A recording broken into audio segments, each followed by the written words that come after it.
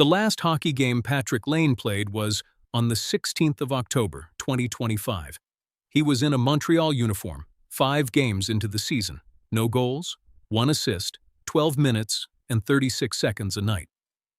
Late that month, he had core muscle surgery, with recovery projected at 3 to 4 months. He never played again. Not in January, not in March, not in the playoffs, which he watched from the injured list. That is 312 days without a shift. He is 28 years old. He was the 2nd overall pick in the 2016 draft. The player taken 1 spot ahead of him wears the C in Toronto.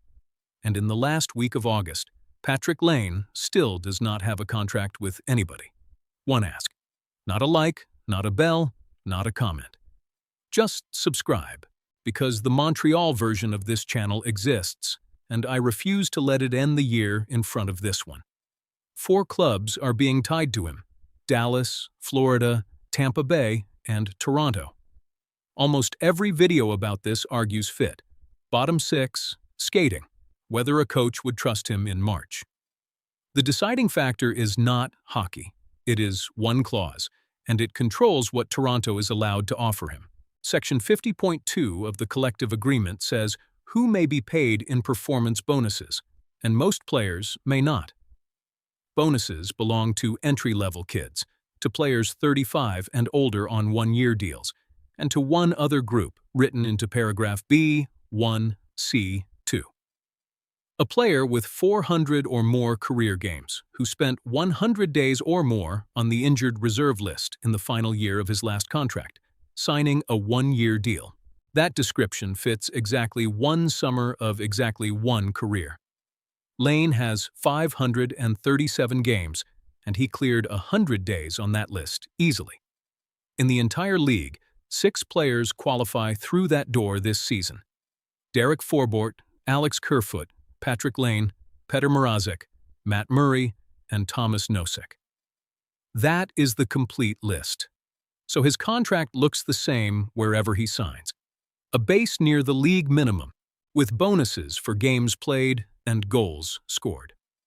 The analytics firm AFP projects $850,000 for 1 year.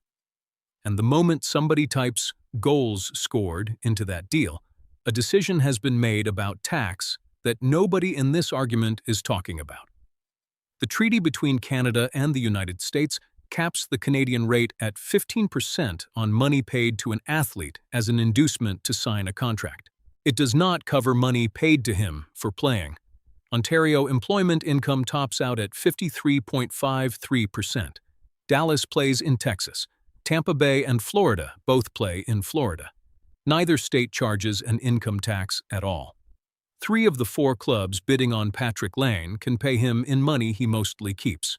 The 4th is the only one where the single instrument he is legally allowed to be paid with is the exact instrument the treaty refuses to cover. That treaty clause is worth slowing down on, because it is a large part of how Canadian teams compete for American free agents at all. Article 16, paragraph 4, allows Canada to tax an inducement payment at no more than 15% of the gross amount, and the Revenue Agency has stated the limit of it plainly. If the payment requires the player to do anything beyond signing, if it hangs on making the roster or playing a number of games or scoring a number of goals, then it is not an inducement. It is employment income, taxed like any other paycheck. Before the bad news takes over the video, the club side of this, because there is a genuine advantage buried in the same clause. A bonus does not have to fit under the salary cap on the day it is signed. The agreement hands every team what it calls a performance bonus cushion in Section 50.5 H2, and it is worth 7.5% of the upper limit. The cap this coming season is $104 million, so the cushion is $7.8 million. A club can sit that far over the ceiling while the bonuses are still theoretical. The bill arrives afterwards. If the bonuses are actually earned and the team finishes above the limit, the excess is charged against the following season. Toronto was reported on the 12th of August as $2.75 million over the ceiling already.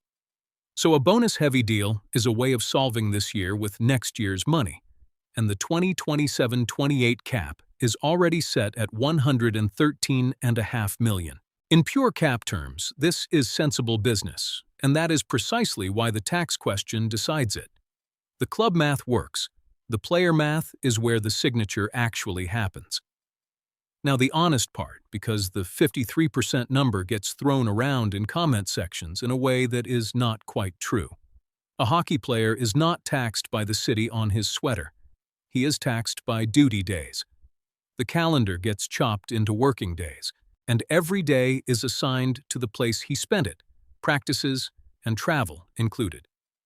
A Leaf pays New York and California and Minnesota for the nights he works there. A Panther does the same in reverse. Nobody hands half of everything to one government. But home is where most of the duty days live, and the gap survives the arithmetic. Cardinal Point, a firm that advises athletes on exactly this question, published the comparison on a $5 million salary. In Florida, the player keeps roughly $3.1 million. In Toronto, he keeps roughly $2.4. $700,000 a year on an identical contract. Over 5 years, $3.5 million. And in Toronto, this is not a theory. It is a trial that is happening right now. On the 18th of August, 6 days ago, John Tavares sat in a Canadian tax court and testified about the night he signed with the Maple Leafs in 2018. 7 years, $77 million, and the structure is the entire point of the case. Just over $6 million of that was salary. Roughly $70.9 million was signing bonus. In the first year, he was paid $650,000 in salary and $15.25 million as a bonus. And he paid 15% on that bonus under the treaty as a resident of New York being induced to come to Canada. In 2022, the Revenue Agency disagreed. It reassessed him for $6.85 million in tax, plus $1.2 million in interest. The agency argues the money was paid out across several years with strings attached, which makes it employment income rather than an inducement to sign. He told the court that during the negotiation he had asked Toronto one blunt question. "If you really want me, why can't we agree on $11 million? Asked how he felt about spending an August week in a courtroom, he said he would rather be at his cottage. Jake Muzzin and Patrick Marleau are contesting the same kind of reassessment. So is Norman Powell from the Raptors. There is no ruling yet, and I am not going to pretend to know which way a judge lands. Kim Moody, a tax specialist quoted in the coverage, framed the stake simply, "If the decision goes against Tavares, American players have one more reason to say no to Canadian teams." Which brings the whole thing back to Laine, and to the part I have not heard anybody say out loud. Whatever happens to Tavares, that shelter was never available on the contract Laine has to sign. The 15% rate covers money paid purely to sign. A bonus for reaching 70 games or 25 goals is conditional by design, which is the opposite of a payment for signing.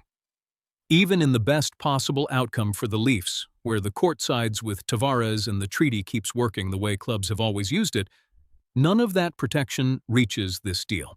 The one forward Toronto can creatively afford is the one forward Toronto cannot creatively pay. So what is actually being bought here? In 2024-25, his one reasonably healthy season in Montreal, Laine played 52 games and scored 20 goals. 15 of those 20 came on the power play. 19 of his 33 points came on the power play. That is not a winger you slot into a line. It is a power play instrument, and two organizations have now learned what happens when you treat it as anything else. The knock is real, and I am not going to soften it, because you already know it. At 5-on-5, he does not do enough away from the puck, and he has now lost enormous pieces of 3 separate seasons. Across his time in Columbus and Montreal, he appeared in 186 games and missed more than half of what was available to him. 224 goals in 537 career games is a genuine shooter's record. 0 goals in his last 5 appearances 10 months ago is the most recent evidence anyone has. Here is my read on it, offered as opinion and nothing more. I would make the call. $850,000 for a right-handed shooter with 224 career goals is not a roster decision. It is a lottery ticket. And the cushion means the club is not spending cap space it currently has.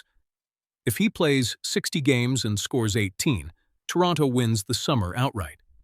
If he does not, it is a minimum contract, and minimum contracts are easy to walk away from. Where I break with our own crowd is the tax argument, and I want to be specific because it is the loudest comment under every video like this one.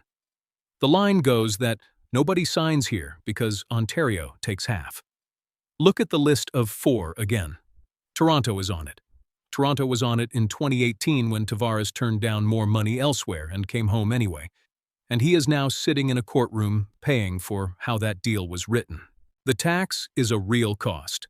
It is not a veto. Treating it as a veto is how a fan base talks itself into believing its club can never sign anybody. And the evidence in front of us this week says otherwise. The thing I would actually worry about is smaller and more boring than tax. A bonus contract hands the 2027-28 roster a bill for a player who might not be on it. 2 dates worth writing down. On the 16th of September, the eligibility rule itself changes. Alongside the 100 days on injured reserve, a player will also qualify if he spent the final 70 days of the season on that list and appeared in no more than 2 playoff games. The door widens slightly, and it widens right as training camps open. The other is the ruling in the Tavares appeal, whenever it comes. If the court sides with the revenue agency, every Canadian club has to rewrite how it structures a signing bonus, and that will shape the next 10 free agent summers in this market more than any one contract will. 2 questions, and every comment gets read. The first is about him. At $850,000 with bonuses attached, do you want Patrik Laine in a Leafs sweater, or do you want that roster spot going to somebody who plays every single night? The second is about you. When you hear that a free agent chose Florida over Toronto, do you honestly believe it was the money, or is that just the story this city tells itself? Tell me which one, and tell me why.